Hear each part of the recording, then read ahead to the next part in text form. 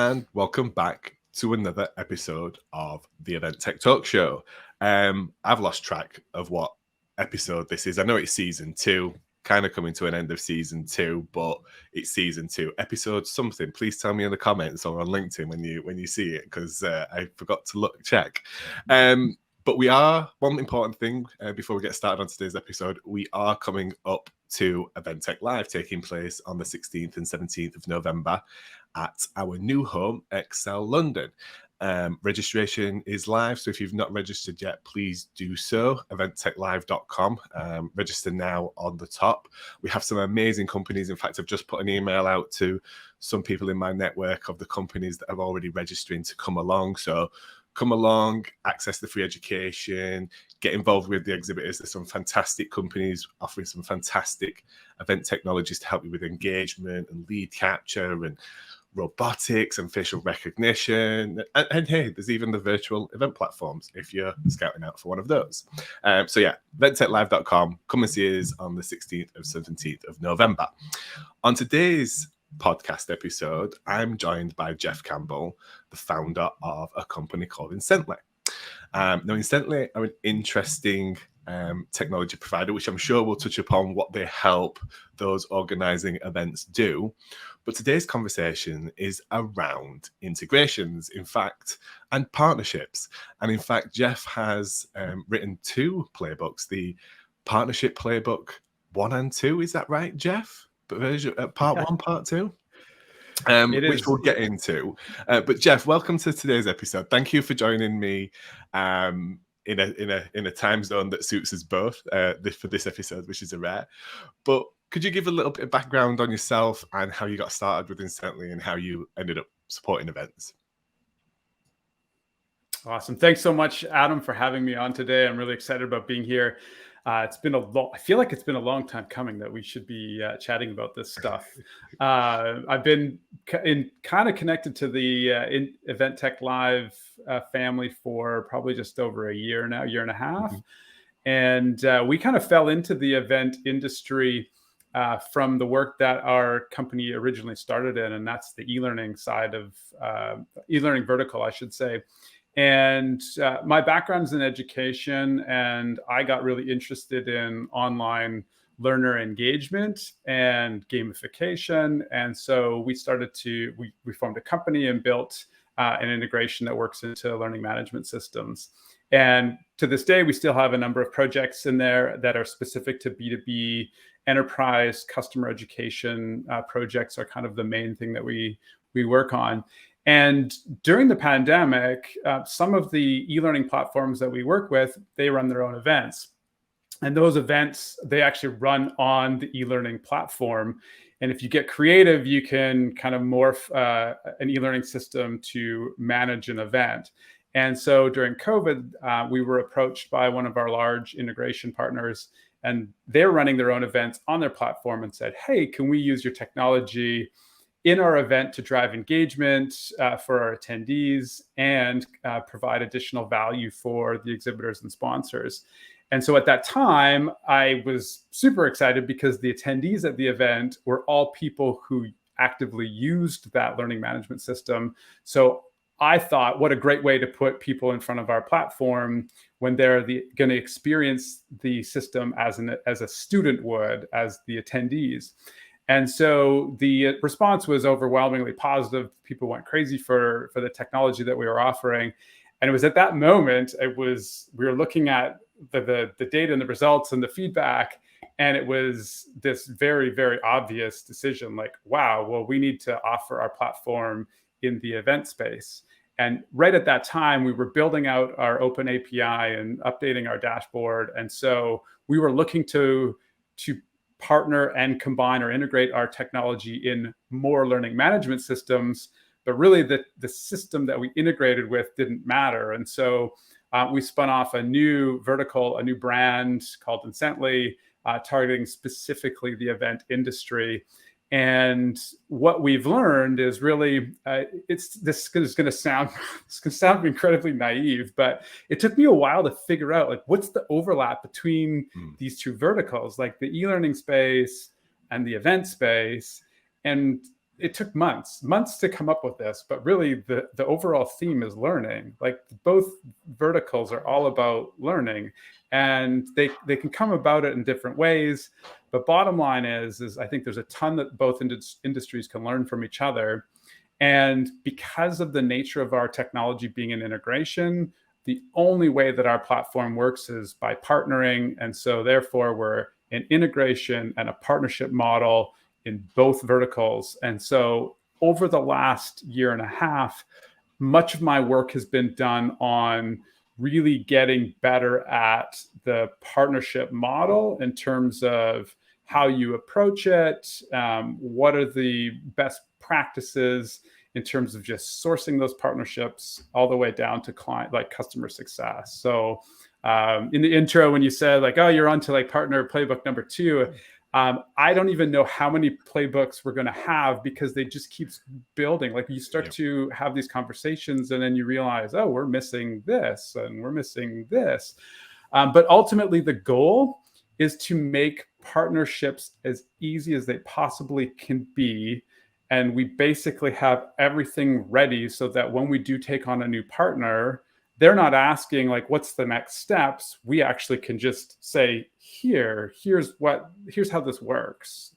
So that's our ultimate goal. There's so much in there I'd love to unpack, mate. And I will remember that we're here to talk about that partnership piece and those integrations and the different ways that can do, and your learnings from working with organizations like Cvent to others that are kind of newer in the market and things like this. But you mentioned there that right at the beginning that obviously you started off in education and the pandemic kind of drove this new business opportunity for you. And it's funny you said that it took you a while to kind of figure out what the difference is between online learning and virtual events.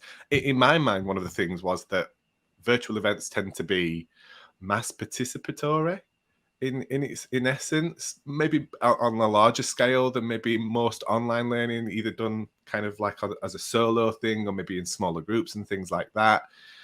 But it's interesting that they both have a desire to use technology like yours to engage those attendees or students, I guess.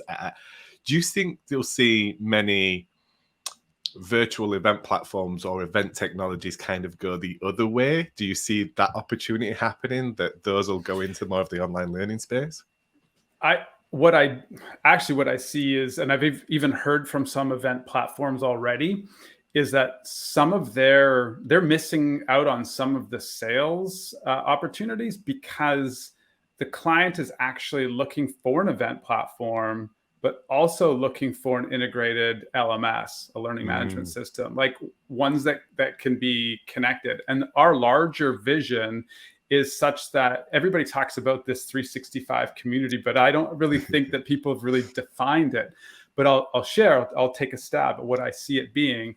Is I see the calendar year as the time frame that you're talking about. And I actually built a model around this, which I made a hamburger model of this. And the calendar year is the bottom of the bun.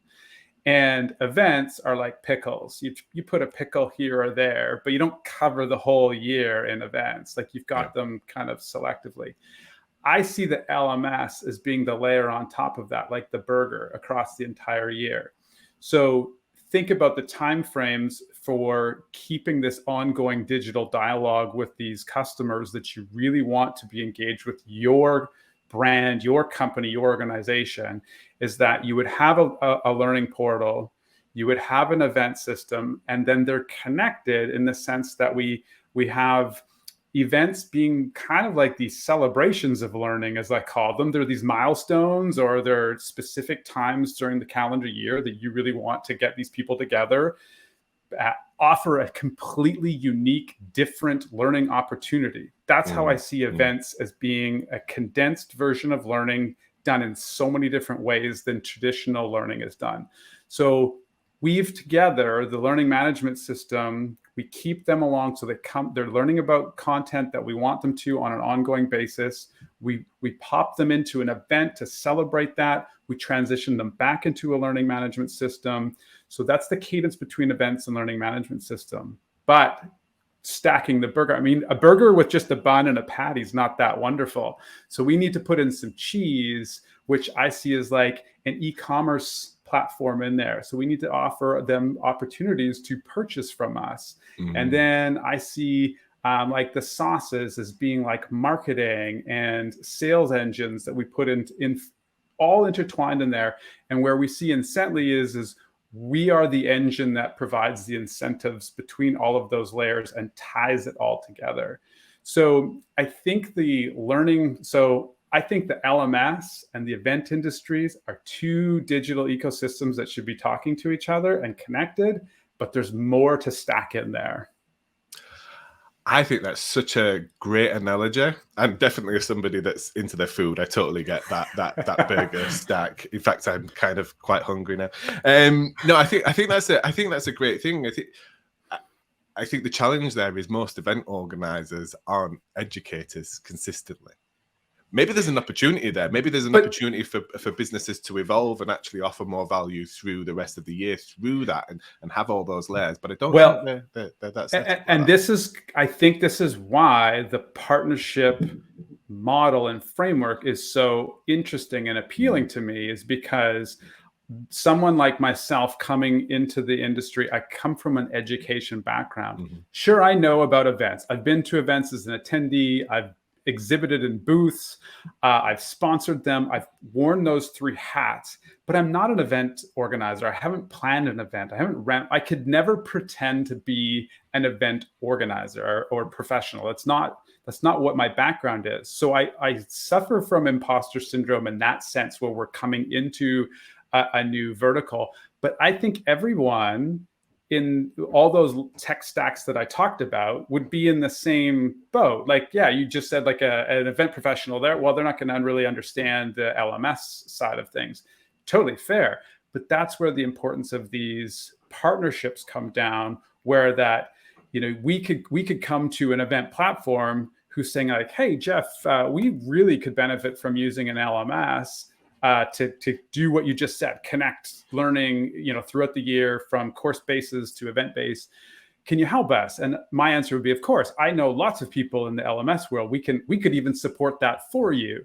But do I have I don't have an e-commerce platform, but we can connect to one. So you start to just look to build those relationships so that you can offer those larger digital ecosystems and really drive that end attendee stickiness that you want. But it's going to require partnerships to do that. And that's where really making sure that those systems that you have in place account for being able to then work with other people. And for me, I'm a social person. So collaborating with people in other verticals and industries, I get so much energy out of that, because I just get to learn so much more about how things work. And then not only, like, this is going to be a bit selfish, but it really helps you refine your product roadmap. Like, what is actually helpful and useful to our partners? How can we maximize the value of our combined offering? So there's so much, I think, that the value of partnerships are really required in those to not only get the technology exposure and access, but you need the expertise. You need both. So what my opinion of you launching out of clearly having a very successful business in education and online learning and transitioning to an events.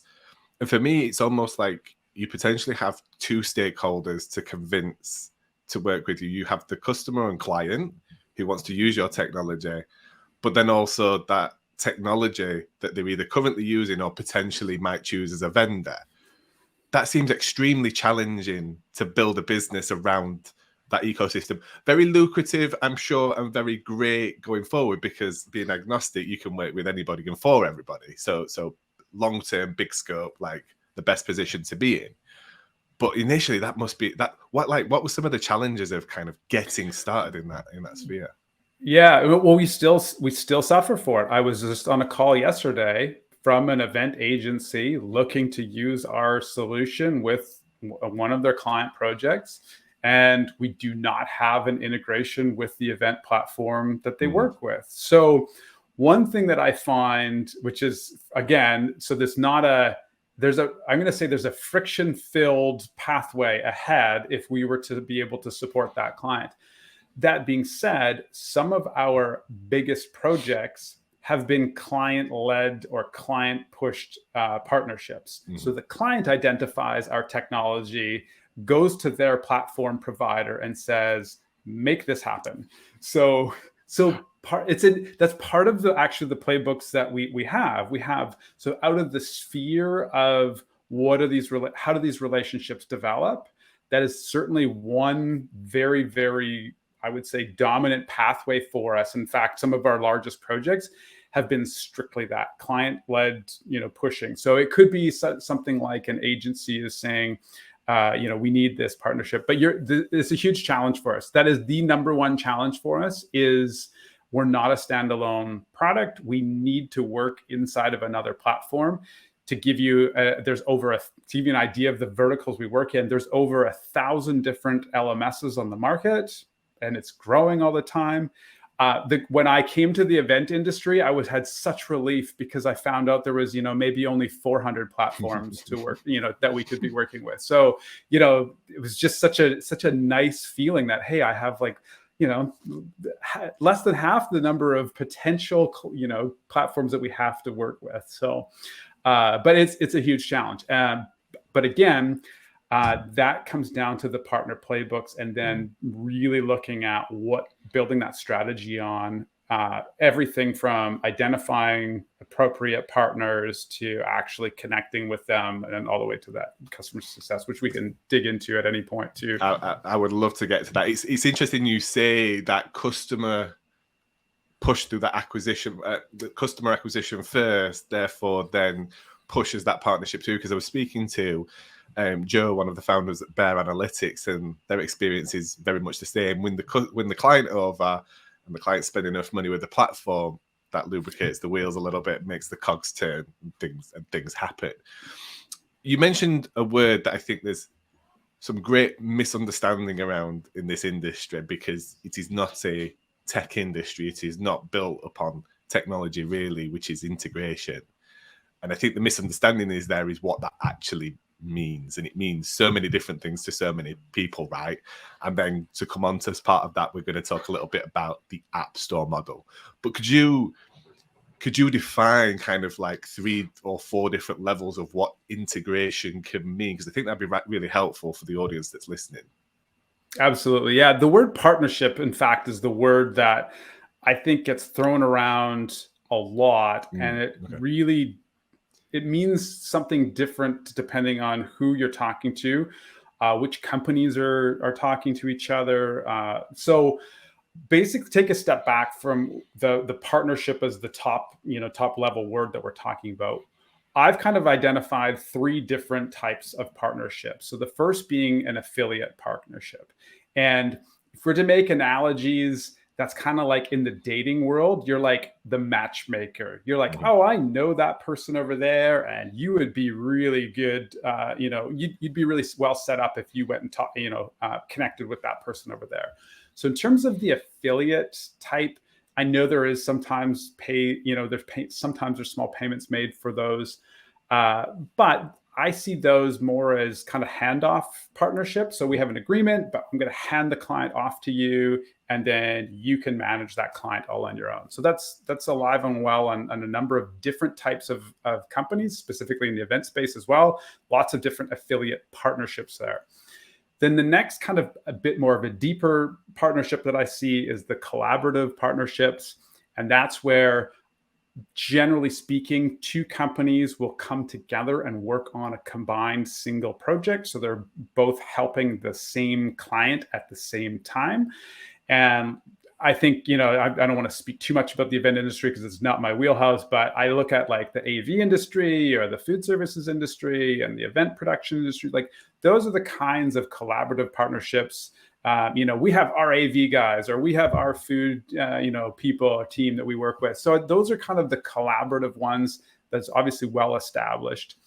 And then there's the integration partnerships, which is certainly where I spend the majority of my time. And then baked into the integration partnerships, there's kind of 2 flavors that I have seen arise. One being an app marketplace. So with our technology, we have actively built into an app marketplace. And then the technology, it's interesting in the sense that like how the technology handoff happens. Like, so where does the customer come in on the partner portal? Where does the technology handoff happen so that they come onto our side on the app marketplace?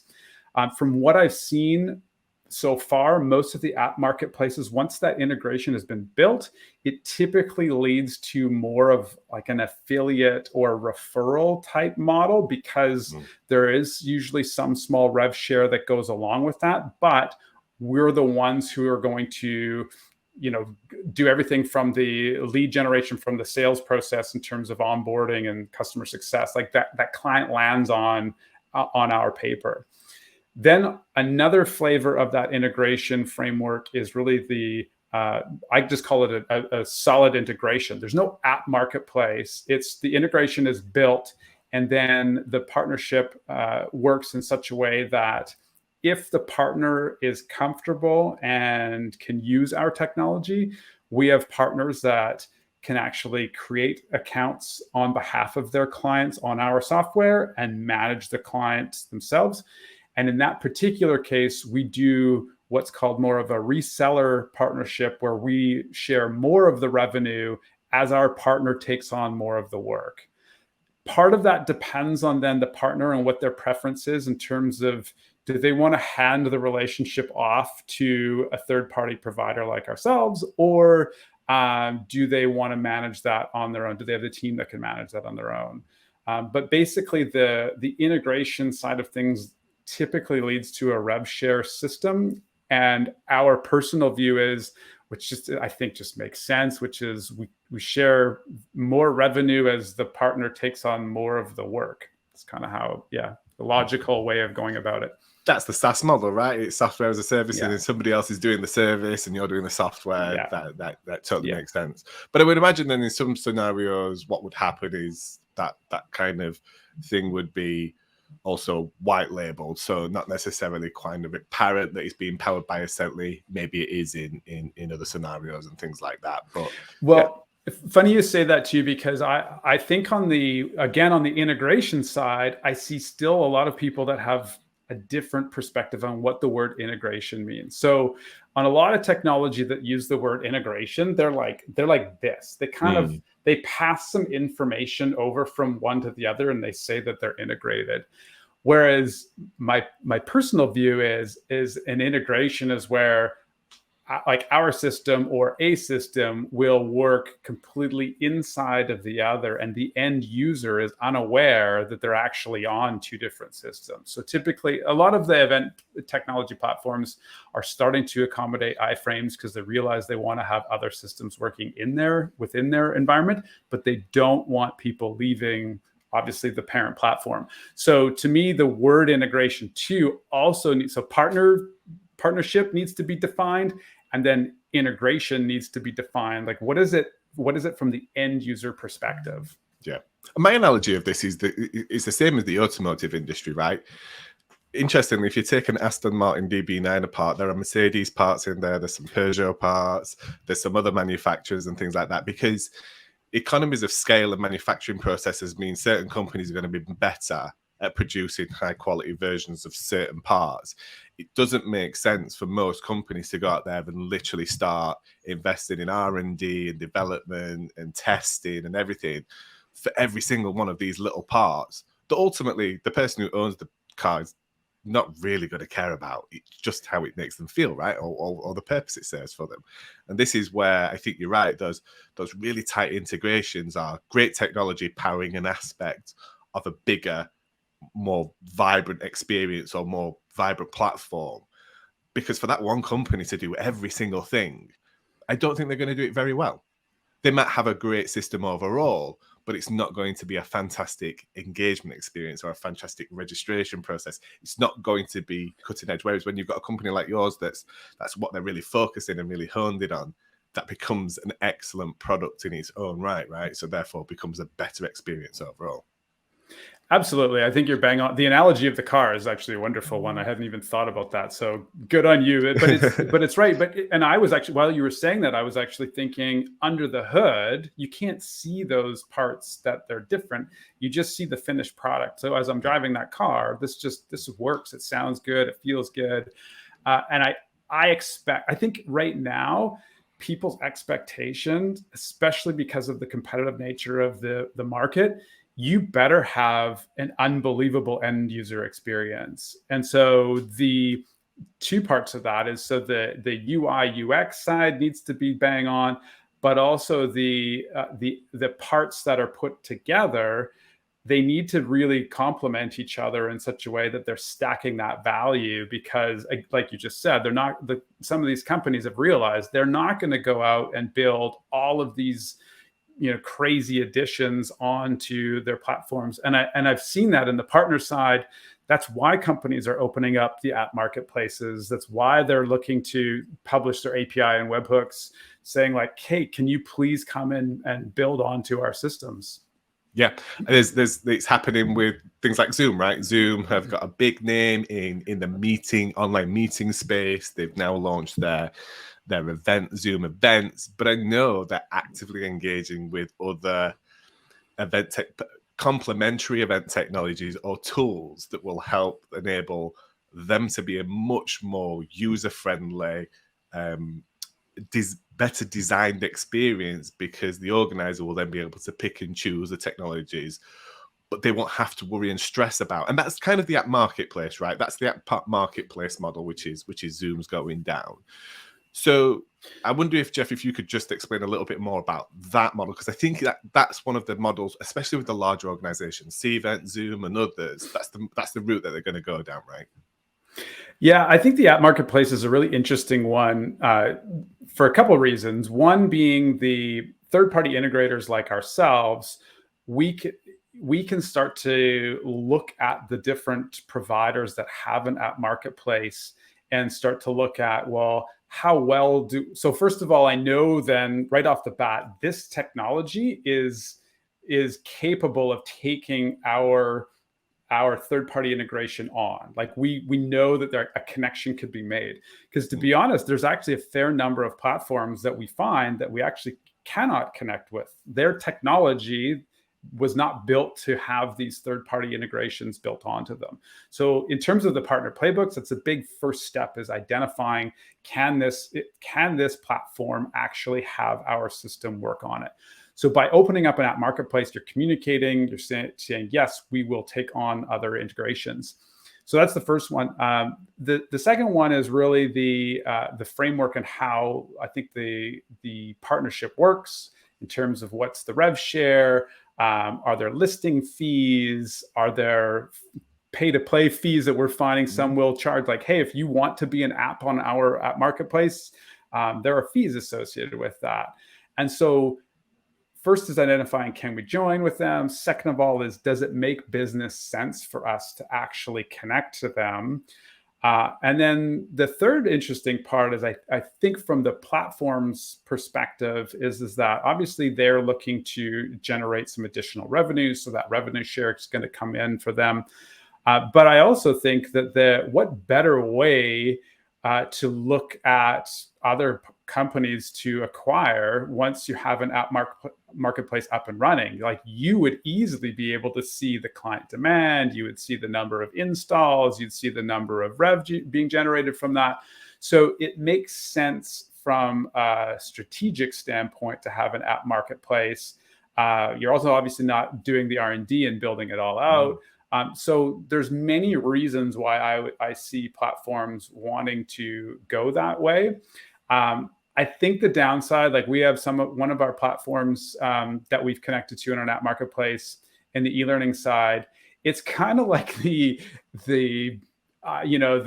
Google Play Store or the App Store, is that at some point you start getting so many apps available. I feel like it's that classic, when people come shopping and there's so many choices that they actually don't know what to do and what to choose from. So I think that there's something going forward. That's where I see the app marketplaces maybe running into some trouble, is how many apps do you really need? So if it's, depending on the categories that they break down on the within the app marketplace, how many do you really need to put in there?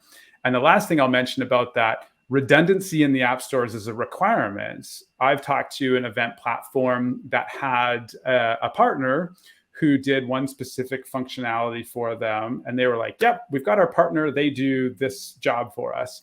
Well, that partner got acquired, and suddenly now this platform has no other backup, no other option. Right. So the way I see these app marketplaces being a defensive play is also that the platform can build redundancy in the different tech offerings that they have under each of those categories, whether it's engagement or data or whatever it is. But you have a few different players to choose from that supports your platform in those ways.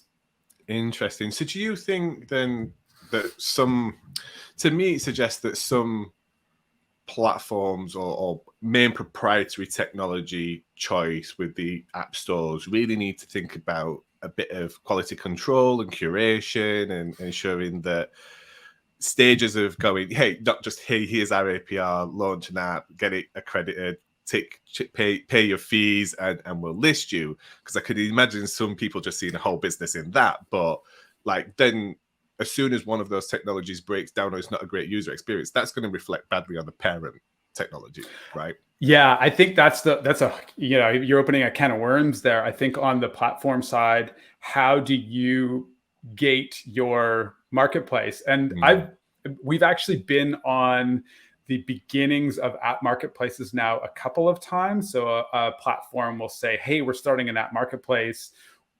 Their analogy is like, we're building this bookshelf and we need to put books on the shelf.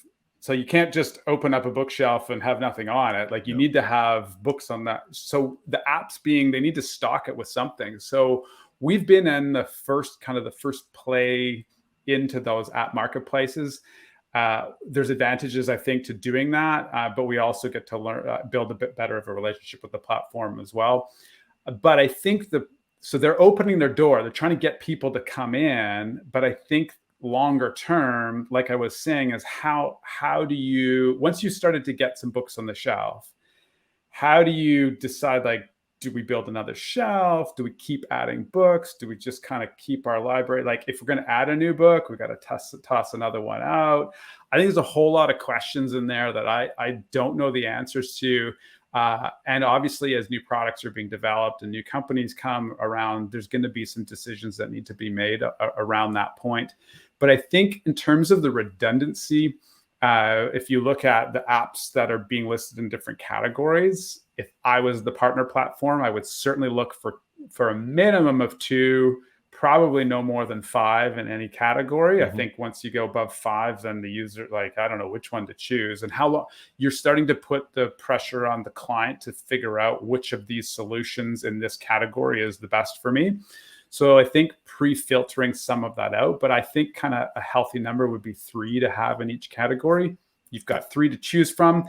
And ideally within that category, these 3 do slightly different things. Yeah. And maybe if you're really like, we're into the gamification engagement space. So let's say you were an app marketplace and you had 3 gamification providers in there. Maybe if you're really into gamification, because these 3 are all different, you could use all of them in your event, because they're not going to do that. They're not competing against each other. They're just different flavors of engagement. So there's some decisions to be made for sure on the parent platform on how to do this. But I think a lot of these platforms are new at that, and they're going to have to figure this out. Like these app marketplaces they haven't been established for as long as Apple and Google have had theirs. So there's going to be some figuring out to do there. Well, we know more choice isn't better. Nobody likes more choice. Everybody thinks they might like choice, but there's one thing that retail and hospitality and other things have taught is that less choice is often more inducive to people buying or taking a product or buying something from you, because it's like you walk in, we're going to use the food analogy.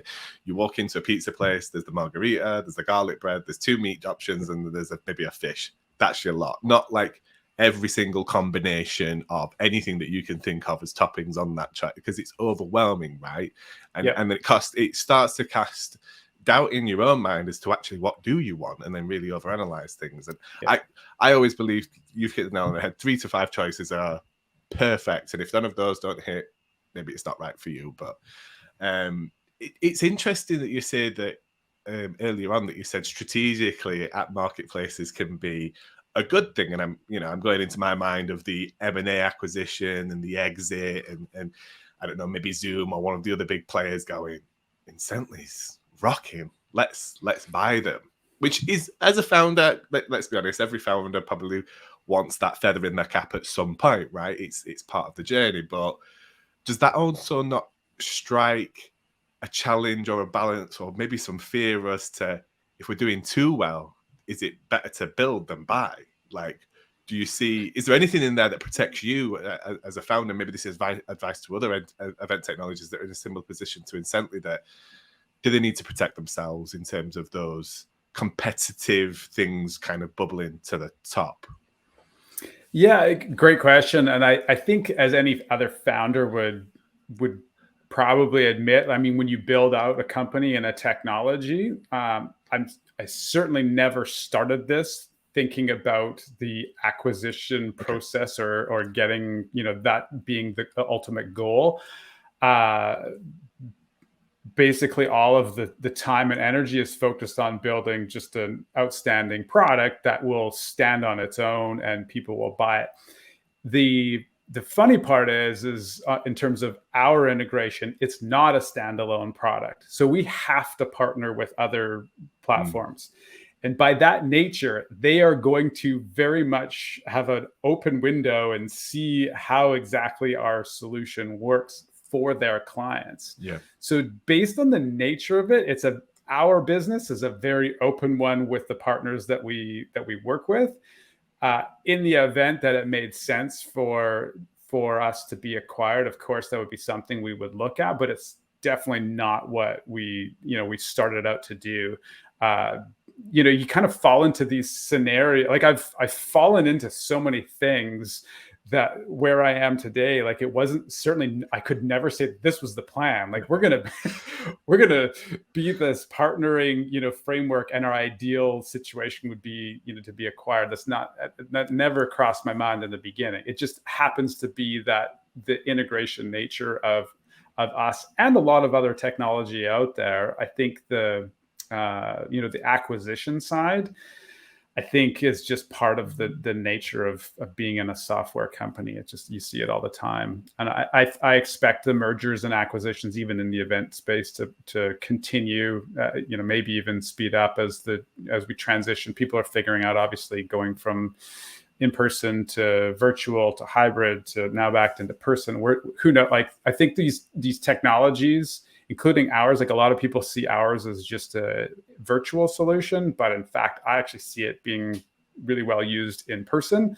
That message needs to get out. So I think even, when we build an app integration, I don't even know that our platform providers are seeing past that. They're seeing like, oh, this would be great for our virtual world. And I have to say like, no, it can work also in person. So I think those are the kinds of things that need to, like, the partner or the platform needs to see over time to see, like, would an acquisition even make sense here? Because if you're seeing this technology only being used, in a small part of your business, well, obviously that's, to me, why it's so appealing as an app marketplace. You would see that versus, hey, we can actually use this in all of the different types of events that we run. That's way more valuable to us. So if I was a platform provider and had huge budgets and the team to build an integration system, and we were looking to either bolt on or acquire, just add value to our system, I think these conversations are where it's at for that. Instead of spending all that time, like we talked about, doing all that R&D. But the app marketplaces, I'd be curious to talk to other founders and get their opinions. Like, what is it that compelled you to move in this direction? Because it'd be really interesting. Well, as we've already discussed, Jeff, off the podcast, that's something I'm hopefully going to kind of bring into a part of Event Tech Live. And now, don't get me wrong, Event Tech Live is there and always will be primarily as a place to connect with potential customers or existing customers and buyers. That is its essence. It's a lead generation. It's an event to bring people together.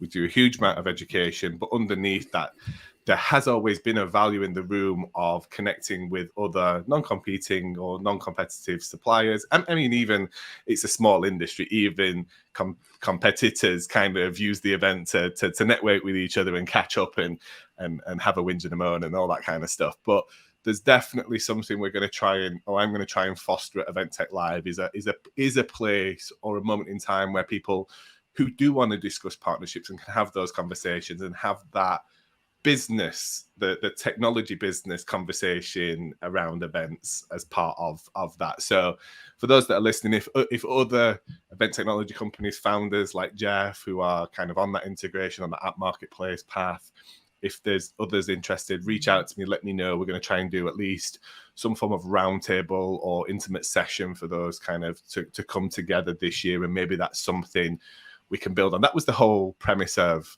the Event Tech Founders Group, right? That was something that I set up at the beginning of the pandemic, because I knew as much as there was all this support for organizers, the technology companies themselves were going to have huge challenges, kind of scaling, growing, finding partnerships, working with the right streaming company, working with the right developers, and all this kind of stuff to grow. And that was the foundation of that. But we're hopefully going to do something for you, Jeff, at Event Tech Live to make that happen in person.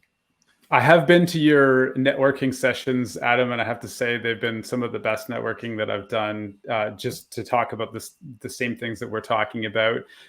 It would be awesome to do it in person. So I'm going to be at Event Tech Live in November. So I would happily join that table and be more than happy to share some of the work that we've done on the playbooks too, to give people some ideas about, how, if they're new to the idea, if are interested in starting, like what is it like to be a platform provider, to initiate those conversations, or what is it like to be a third-party provider and have those conversations with the platforms. I'd be more than happy to participate.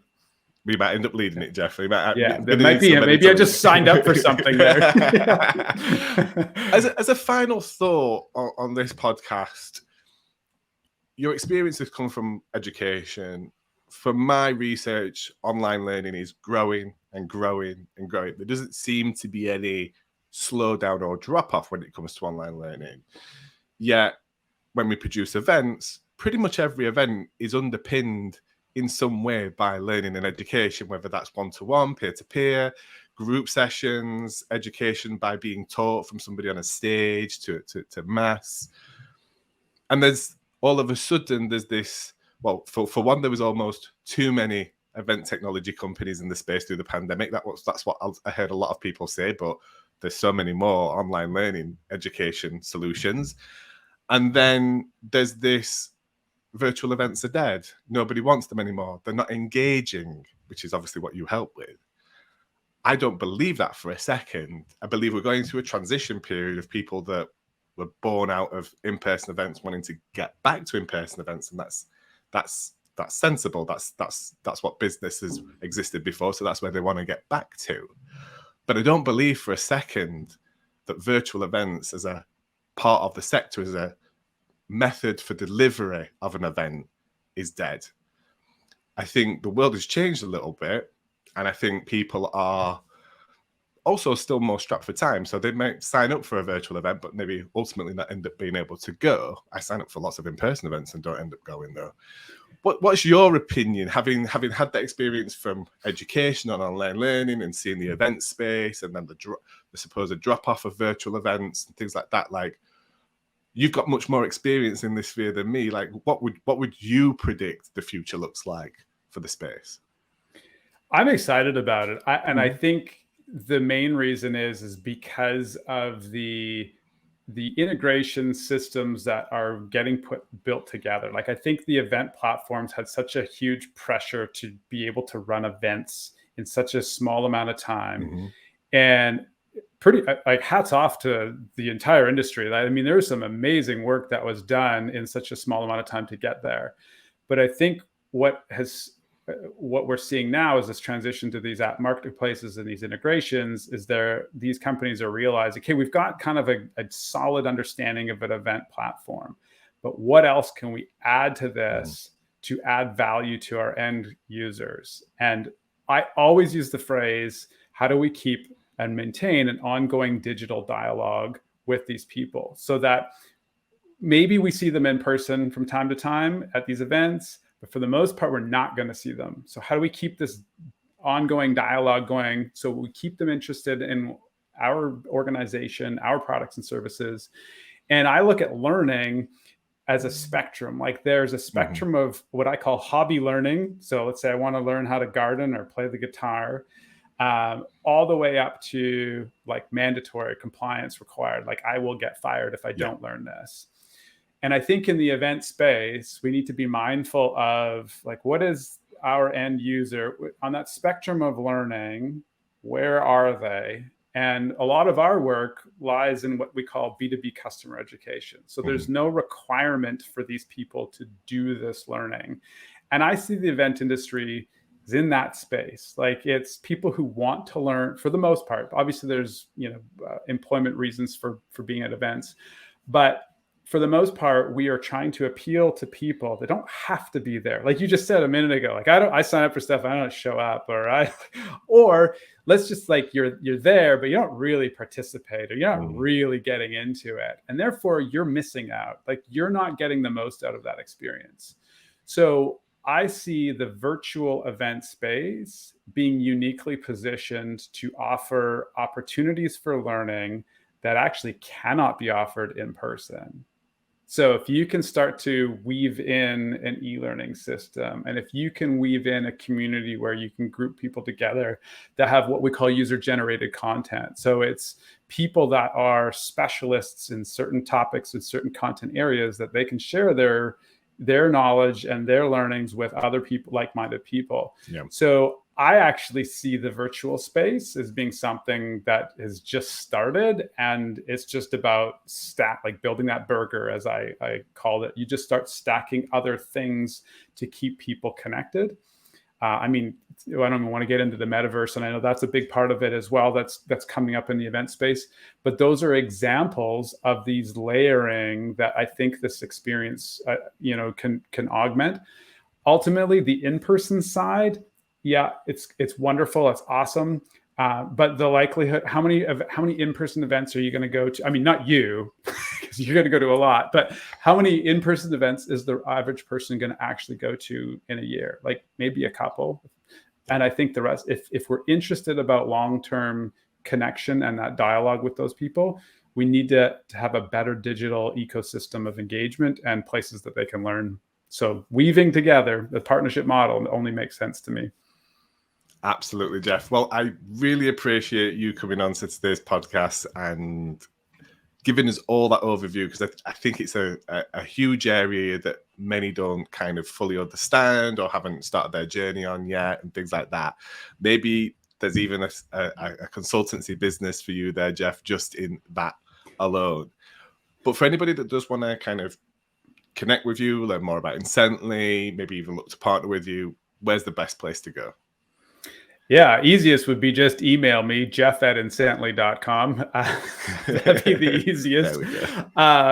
The other way, you could find your way through our website on the contact form, and I would eventually get that.